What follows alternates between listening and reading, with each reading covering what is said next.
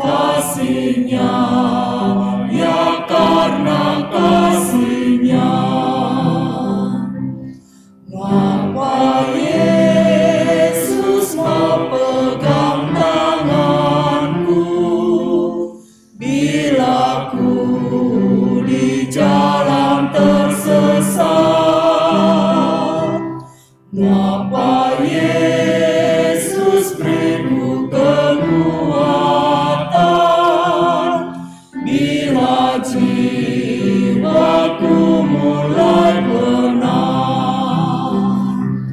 Ngapa Yesus mau menanggung dosaku? Beriku damai serta sukacitanya.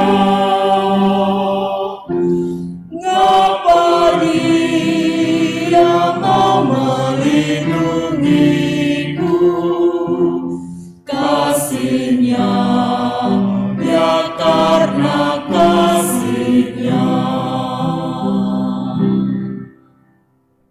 Halo anak-anak sekalian, berjumpa lagi. Hari ini adalah hari spesial karena hari ini adalah sekaligus Belkata bersamaan dengan Jumat Agung. Nah, Jumat Agung ya, Bu Hani. Betul. Maka di sini kita juga spesial berbicara tentang mengapa Yesus menderita. Nah, ini satu pertanyaan yang nanti mungkin kita renungkan, lalu kita bisa pikirkan kenapa ya Yesus menderita.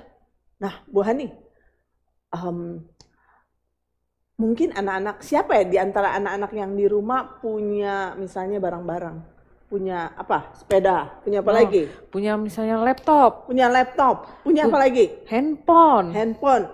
Nah, benda-benda ini yang biasa kamu punya, handphone, laptop, atau kursi lah, atau apa, itu benda-benda yang seperti itu kan bisa rusak ya. Iya dong, kan nggak mungkin selamanya kita pakai terus, bagus terus, tapi ada saatnya mungkin itu akan rusak juga karena terus-menerus dipakai. Kalau benda-benda yang rusak maka harus diperbaiki ke tempat servis ya. Iya pasti dong, masa oke. mau diperbaiki sendiri? Ya, maka yang memperbaiki juga orang yang bisa memperbaikinya.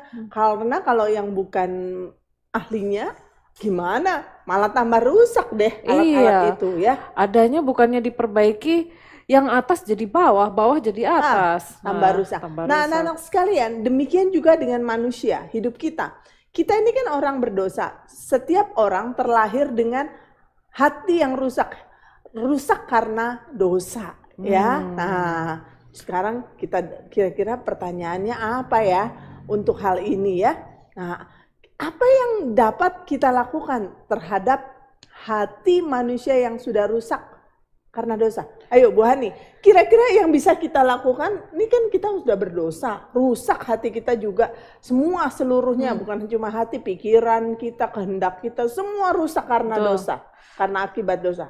Lalu apa yang bisa dilakukan dengan orang seperti justru itu, kalau tadi barang kan bisa dibawa ke tukang servis atau ke tempat perbaikan sepeda misalnya atau tempat servis komputer, tapi kalau hati itu, hati yang rusak itu kita tidak bisa atau kita tidak dapat melakukan apapun untuk memperbaikinya. Jadi nggak bisa lakukan apa-apa ya. Betul. Nah, anak-anak sekalian, jadi kita yang adalah orang berdosa ini sudah rusak, pikiran kita rusak, kehendak kita rusak, semuanya rusak karena dosa.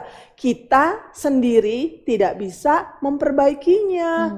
Lah, kalau kita nggak bisa memperbaikinya, lalu gimana ya caranya bisa memperbaiki hati atau manusia yang berdosa ini? Gimana dong Bu Hani memperbaikinya? Setiap orang itu perlu datang kepada Tuhan Yesus dan kemudian mengundang Tuhan Yesus untuk memperbaiki hati kita yang telah rusak akibat dosa. Oh, berarti yang bisa memperbaiki orang berdosa itu Tuhan Yesus saja ya Bu ya? Betul, betul. Nah, dengan cara orang itu boleh menjadi beriman kepada Tuhan ya, percaya kepada Tuhan ya. Dan dia mau mengundang Yesus untuk meminta Yesus memperbaiki hati dia yang sudah berdosa. Oke, tapi bagaimana ya caranya Tuhan Yesus itu menjadi anak Allah itu menjadi manusia, gimana caranya? Nah, Yesus, anak Allah itu tinggal di surga dan kemudian turun ke dalam dunia menjadi manusia, dilahirkan dari seorang wanita bernama Maria sebagai seorang bayi yang kemudian tumbuh menjadi dewasa.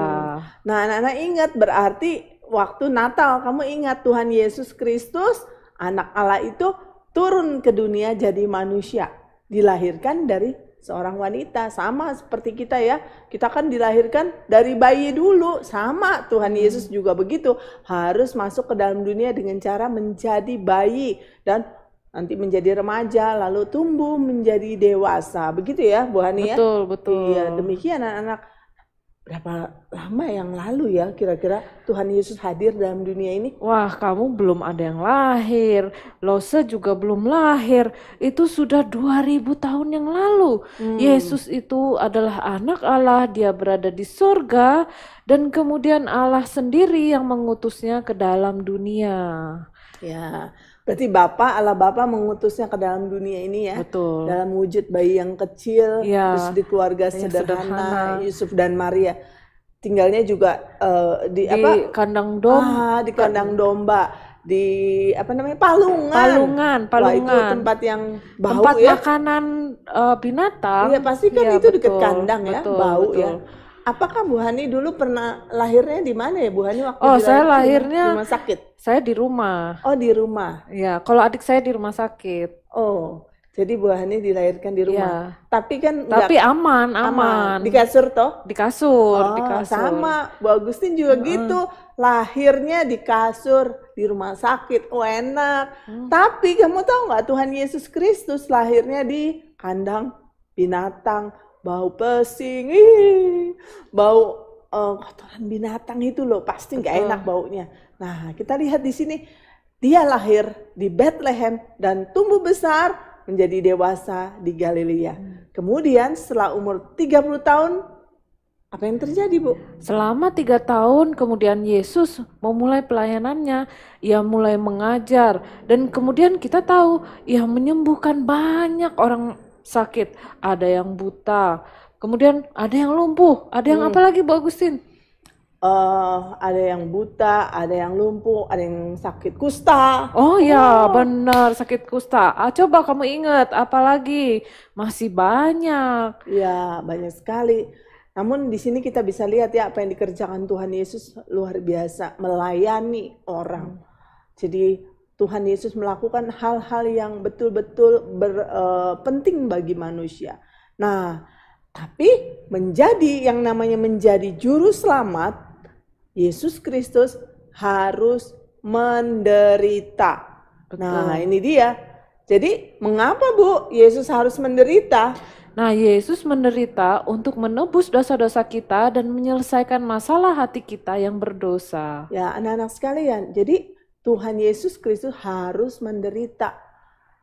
Jadi nggak ada jalan lain selain dia harus mati di atas kayu salib, menderita. Karena apa? Karena manusia sudah berdosa. Dengan cara Yesus menderita itu untuk menebus dosa kita, menyelesaikan masalah hidup kita yang berdosa ini. Nah, gimana caranya Tuhan Yesus menderita, Bu? Ya, dengan menyerahkan nyawanya itu disalib. Oh, di atas kayu salib. Anak-anak sekalian pasti sudah ingat ya apa yang pernah diceritakan mungkin di sekolah minggu atau pernah nonton film The Passion of Christ gitu ya. Kalau kita tahu setelah Yesus memakan perjamuan dengan murid-muridnya ya Bu Hani, Betul. dia pergi ke Taman Getsemani untuk berdoa. Lalu apa yang terjadi Bu? Lalu yang terjadi adalah pasukan itu datang ke Taman Getsemani untuk menangkap Tuhan Yesus. Namun sebenarnya Yesus itu bisa meloloskan diri loh dengan mudah, tetapi dia sengaja membiarkan dirinya ditangkap. Nah, lalu apa yang terjadi setelah itu, Bu? Dia dibawa untuk menghadap pemuka Yahudi untuk ditanyai. Ya. Mereka sebenarnya bukan mencari kebenaran, mereka cari kesalahan ya. Betul, justru mereka tuh cari-cari kesalahan Yesus supaya punya alasan untuk membunuhnya. Ya. Jadi kalau kita lihat dari singkat cerita, mereka itu sebenarnya tidak menemukan kesalahan apapun. Nah, Betul. Yesus dibawa ke Pilatus untuk diadili karena pemuka Yahudi tidak dapat menghukum mati, tetapi pengadilan Romawi, ya ini pemerintahan yang resmi, dapat melakukannya. Nah, akhirnya apa? Pilatus pun karena tidak menemukan kesalahan apapun, tapi karena dia takut kepada pemuka Yahudi itu, dan maka Yesus pun dijatuhi hukuman mati. Kita bisa melihat ya, ini hukuman yang nggak adil kan ya, Bu Hani ya? Betul. Nah, kita bisa baca di Matius 27 ayat 22b, mereka semua berseru, ia harus disalibkan. Ya, jadi banyak yang berteriak pada waktu itu, salibkan dia, salibkan dia. Karena sebetulnya mereka di dalam kebiasaan mereka bisa membebaskan satu orang ya. Betul. Ada di situ Yesus Barabas atau Yesus yang sekarang ini yang mau mereka hukum itu disalib. Jadi mereka teriak-teriak, salibkan dia, salibkan dia. Siapa yang dimaksudkan? Yesus Kristus, bukan Yesus Barabas ini. Iya. Nah, mereka begitu geram, begitu sangat berniat untuk menyalibkan Yesus Kristus. Betul. Kenapa ya? Mengapa mereka tuh mau berbuat demikian? Mengapa Yesus juga mau selain tadi orang-orang mau berbuat demikian dengan cara mau menyalibkan dia, tapi mengapa Yesus mau sampai berbuat demikian? Menderita seperti ini, mengapa Yesus sampai mau demikian, Ibu? Karena ia taat kepada perintah Allah Bapa dan terutama kasih-Nya yang besar kepada kita orang-orang yang berdosa. Nah, di dalam Roma 8 ayat 8 mengatakan, akan tetapi Allah menunjukkan kasih-Nya kepada kita oleh karena Kristus telah mati untuk kita ketika kita masih berdosa. Jadi Tuhan Yesus Kristus itu mati waktu kita masih berdosa ya Bu ya? Betul. Waduh, berarti dosa-dosa kita yang begitu banyak itu, waduh, ini kalau kita dihitung-hitung, waduh, tidak terhitung banyaknya dosa kita di hadapan Tuhan. Tapi meskipun kita masih dalam keadaan berdosa, Tuhan sudah mati duluan ya. Betul. Bagi kita ya. Iya. Wah, ini sesuatu yang besar sekali anak-anak. Betul. Coba pikir baik-baik, Bu Hani pikir.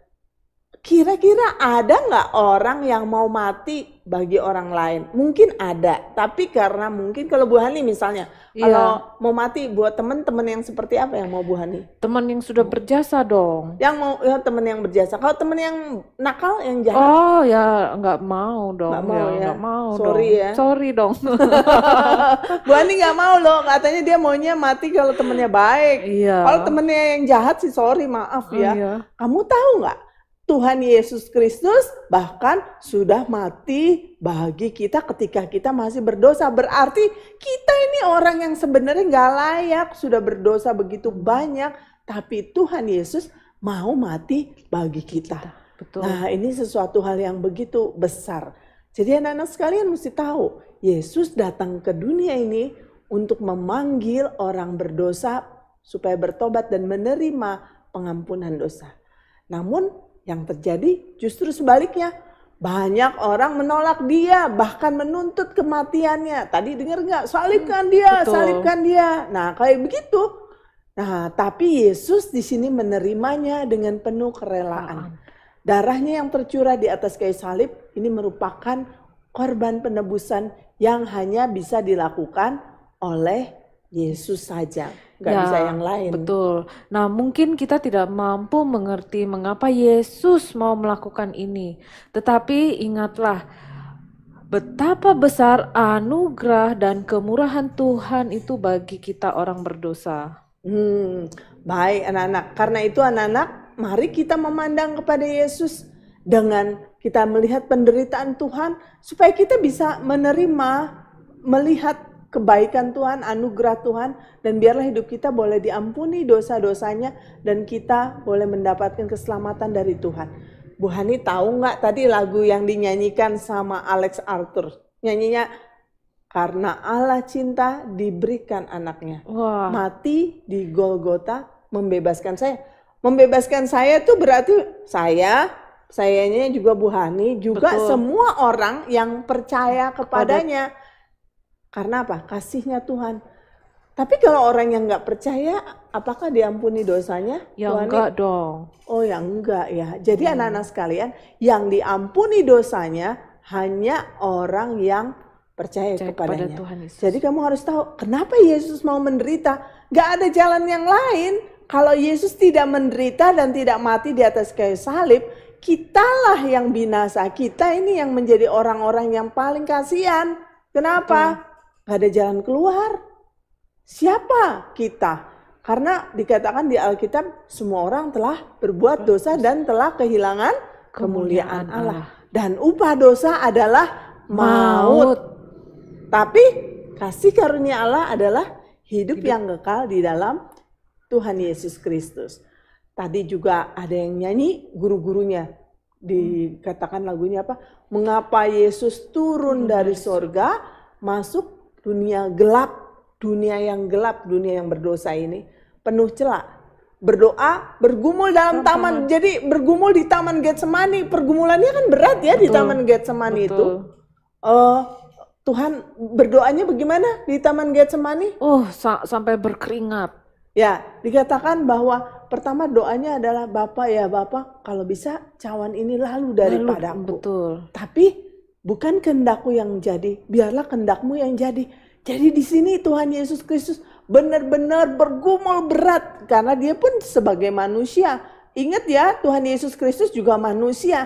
Sama dengan kita. Bedanya apa? Dengan kita. Bedanya Tuhan Yesus tidak berdosa. Bedanya Tuhan Yesus tidak berdosa. Jadi dia bergumul hebat di dalam Taman Getsemani. Dan akhirnya Tuhan Yesus taat, bergumul taat kepada Bapaknya, mengatakan, biarlah kehendakmu yang jadi. Nah, anak-anak sekalian, maka di sini kita melihat kenapa Yesus turun dari sorga masuk ke dalam dunia yang gelap, penuh celah artinya begitu banyak dunia yang berdosa ini. Berdoa, bergumul dalam taman, cawan pahit pun diterimanya. Artinya apa?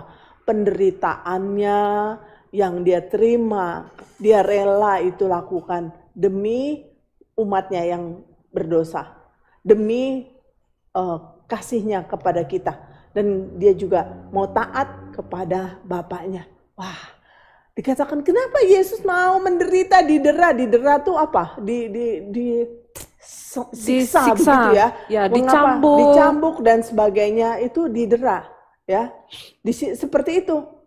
Didera dan dikasih mahkota duri. Mahkota duri pun dipakainya, bukan mahkota yang terbuat dari emas.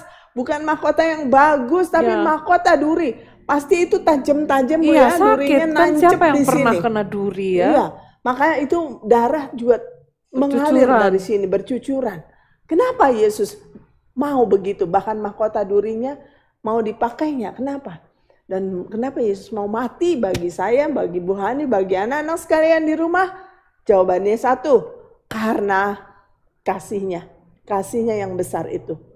Allah mau mati di atas kayu salib demi kita, orang berdosa. Anak-anak sekalian, jikalau Yesus Kristus tidak menderita dan tidak mati di atas kayu salib, maka kita menjadi orang-orang yang paling kasihan. Karena kita menjadi orang-orang yang mati dalam kebinasaan yang kekal. Nah, pada hari ini, di dalam Jumat Agung ini, kita mau mengingat kembali Yesus Kristus yang menderita, mati di atas kayu salib, bagi kita orang berdosa. Karena itu anak-anak sekalian, mari kita terus-menerus hidup dalam ketaatan kepada Tuhan, mengingat kasih Tuhan yang besar dan hidup menyenangkan hati Tuhan ya Bu Ani ya. Iya, anak-anak diminta menyenangkan hati Tuhan. Tidak boleh lagi hidup dalam sembarangan, hidup dalam dosa. Tapi hiduplah dengan cara mengasihi Tuhan dan terus-menerus melakukan firman-Nya. Oke anak-anak sekalian, sampai jumpa lagi di acara Belkata selanjutnya.